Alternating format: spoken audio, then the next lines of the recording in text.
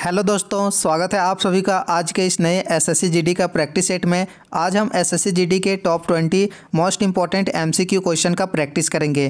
तो आपका आज 20 एमसीक्यू क्वेश्चन में से स्कोर क्या रहेगा, वीडियो के अंत में कमेंट करके ज़रूर बताना है। चलिए आज की प्रैक्टिस को हम शुरू करते हैं। पहला क्वेश्चन है, राज्य सरकार का संवैधानिक प्रमुख कौन होता है? ऑप्शन ए मुख्यमंत्री, राज्यपाल, अध्यक्ष, उच्च न्यायालय के न्यायाधीश। सही उत्तर होगा फर्स्ट क्वेश्चन का, राज्यपाल राज्य सरकार के संवैधानिक प्रमुख होते हैं। ऑप्शन बी फर्स्ट क्वेश्चन का बिल्कुल सही उत्तर होगा। क्वेश्चन नंबर 2 है, पौधे जो नमक युक्त मिट्टी में उगाए जाते हैं उसको क्या कहते हैं? दोस्तों यह सभी ऐसे क्वेश्चन है जो जीडी के एग्ज़ाम में पूछा गया है और काफ़ी इंपॉर्टेंट है। इस क्वेश्चन का राइट आंसर क्या होगा? पौधे जो नमक युक्त मिट्टी में उगाए जाते हैं उसे कहते हैं हेलोफाइट। ऑप्शन सी दूसरे क्वेश्चन का सही उत्तर हो जाएगा। क्वेश्चन नंबर 3 है, भारत के संविधान में चुनाव प्रणाली का प्रावधान किस अनुच्छेद में वर्णित है? यह क्वेश्चन कई बार एग्जामों में पूछा गया है, इसे आप इम्पोर्टेंट मार्क करेंगे और इस क्वेश्चन का सही उत्तर हो जाएगा ऑप्शन बी। दोस्तों भारतीय संविधान में चुनाव प्रणाली का प्रावधान अनुच्छेद 324 से 329 तक है। ऑप्शन बी बिल्कुल सही उत्तर होगा तीसरे क्वेश्चन का। क्वेश्चन नंबर 4 है, निम्नलिखित में से जम्मू एवं कश्मीर में खारे पानी की झील कौन सी है? ऑप्शन ए डल झील, बोला झील, सेमुरिरी झील या नागिन झील। जम्मू कश्मीर में राज्य में कौन सी झील स्थित है? तो इस क्वेश्चन का राइट आंसर होगा ऑप्शन ए, जम्मू के श्रीनगर में डल झील स्थित है। चौथे क्वेश्चन का ऑप्शन ए राइट आंसर होगा। क्वेश्चन नंबर 5, तृतीय बौद्ध सभा किस स्थान पर बुलाई गई थी? ऑप्शन ए तक्षशिला, सारनाथ, बोधगया या पाटलिपुत्र। तृतीय बौद्ध समिति काफ़ी इंपॉर्टेंट है और यहाँ से कई बार एग्जामों में क्वेश्चन पूछा गया है, अलग अलग प्रकार के हैं। तो आपको याद रखने हैं, तृतीय बौद्ध समिति बुलाई गई थी 251 ईसा पूर्व में और इस समय के राजा थे राजा अशोक। और दोस्तों कौन से स्थान पर बुलाया गया था, यह क्वेश्चन भी काफ़ी इंपॉर्टेंट है। तो इस क्वेश्चन का सही उत्तर हो जाएगा ऑप्शन सी, पाटलिपुत्र में तृतीय बौद्ध समिति बुलाई गई थी।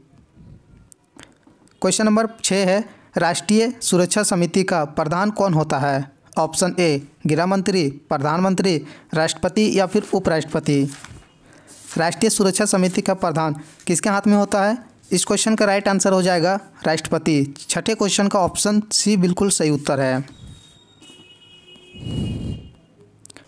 क्वेश्चन नंबर 7, निम्नलिखित नदियों में से कौन सी नदी अफ्रीका महाद्वीप में स्थित नहीं है? नोट करेंगे, पूछा है नहीं है। इस क्वेश्चन का राइट आंसर क्या होगा? ऑप्शन ए जम्बेजी नदी, हडसन, लिम्पोपो या फिर नील नदी। इस क्वेश्चन का सही आंसर देने के लिए आपको सभी नदियों के बारे में जानकारी होना चाहिए। इस क्वेश्चन का दोस्तों राइट आंसर आपको हमेशा याद रखने हैं। ये हडसन नदी स्थित है अमेरिका में और यह सारे नदी जो नील है, लिम्पोपो, जम्बेजी नदी, यह तीनों जो स्थित है अफ्रीका महाद्वीप में। इस क्वेश्चन का ऑप्शन बी राइट आंसर होगा। क्वेश्चन नंबर 8 है, हिंद महासागर में अमेरिकी नौसेना का अड्डा कहाँ स्थित है? ऑप्शन ए मालदीव, श्रीलंका, डिएगो गार्सिया में या मैरीसन में। इस क्वेश्चन का राइट आंसर होगा अमेरिकी नौसेना का अड्डा स्थित है ऑप्शन सी डिएगो गार्सिया में। रिसेंट के एसएससी जीडी के एग्जाम में इसी प्रकार के क्वेश्चन सबसे ज़्यादा पूछे जा रहे हैं।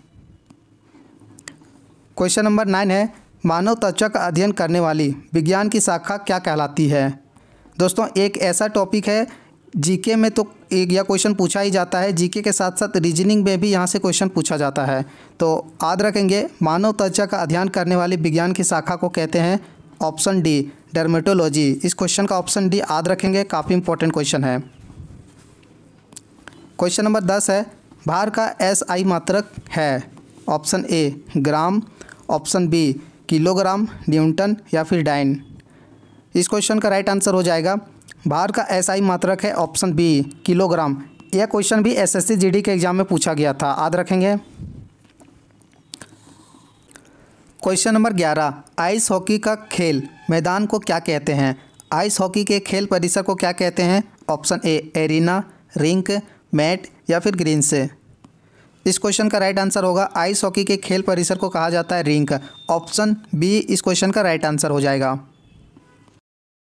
क्वेश्चन नंबर 12, राष्ट्रीय विज्ञान दिवस कब मनाया जाता है? किस तारीख को मनाया जाता है राष्ट्रीय विज्ञान दिवस? ऑप्शन ए 12 जनवरी, 27 फरवरी, 24 जनवरी या फिर 28 फरवरी को। दोस्तों आप डेली एसएससी जीडी के top 20 most important MCQ question का प्रैक्टिस करने के लिए इस चैनल को सब्सक्राइब और इस वीडियो को अपने दोस्तों के पास शेयर जरूर करें ताकि उसे भी एमसीक्यू क्वेश्चन का प्रैक्टिस करने में हेल्प मिले। इस क्वेश्चन का राइट आंसर हो जाएगा राष्ट्रीय विज्ञान दिवस हर साल 28 फरवरी को मनाया जाता है। ऑप्शन डी इस क्वेश्चन का राइट आंसर हो जाएगा। क्वेश्चन नंबर 13, ब्रिटिश सरकार ने भारत का आधुनिक नक्षत्र किसे कहा था? ऑप्शन ए राजा राम मोहन राय, लाल नाथ टैगोर, दयानंद सरस्वती या बंकिम चंद्र चटर्जी को। ब्रिटिश सरकार ने भारत का आधुनिक नक्षत्र कहा था राजा राम मोहन राय को। यह क्वेश्चन काफ़ी इंपॉर्टेंट है, आपको याद रखने हैं। ऑप्शन ए इस क्वेश्चन का सही उत्तर होगा।